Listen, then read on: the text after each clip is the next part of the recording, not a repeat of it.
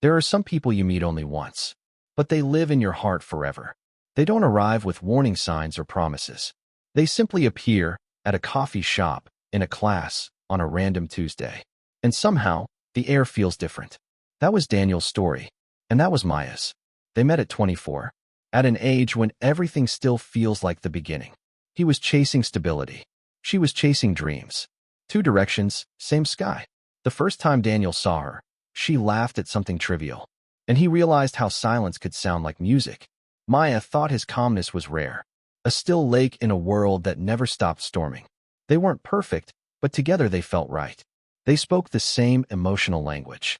Curiosity, warmth, honesty without pretending. And still, the timing was wrong. Daniel had just lost his job. Maya had just accepted one across the ocean. They told themselves it was temporary. Distance, after all, is just space between 2 points.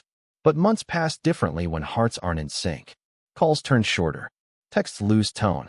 Dreams start to divide quietly, the way a river splits without noise.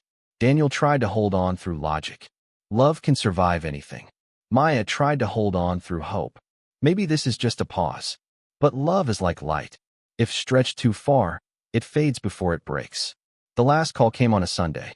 Neither said goodbye directly, but both knew silence would speak for them. Years rolled forward. Daniel built a life that looked complete. Career, apartment, routine.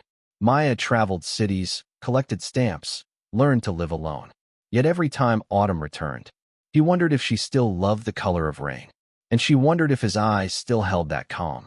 Life kept teaching them separately. He learned that peace requires boundaries.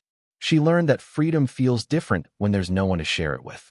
One evening, nearly 6 years later, they met again, by accident, or maybe design. Same city, same month, different versions of themselves. He recognized her laugh before he saw her face. She turned, and time forgot how to move. They talked for hours that felt like seconds. They compared scars, lessons, the pieces they had rebuilt. For a moment, it felt like the universe was correcting itself. But when the night ended, they both knew. This wasn't a sequel. It was closure disguised as reunion. Because now, they were both whole. And whole people don't fit where they once needed fixing. Maya smiled and said, "You were my favorite almost." Daniel replied, "You were my necessary goodbye." They hugged, not to hold on, but to thank each other for letting go.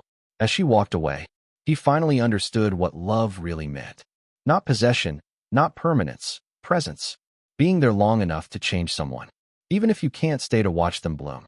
He looked up at the night sky. The same moon that once watched them apart, now watched them at peace. Some people come into your life to stay a lifetime. Others come to teach you what forever feels like, so you recognize it when it arrives again. If you're still missing your right person, wrong time, understand this. The universe doesn't take people away to punish you. It removes them so you can become ready. And when the time is truly right, love won't feel rushed, won't feel fragile, won't need convincing. It will simply fit, quietly, completely.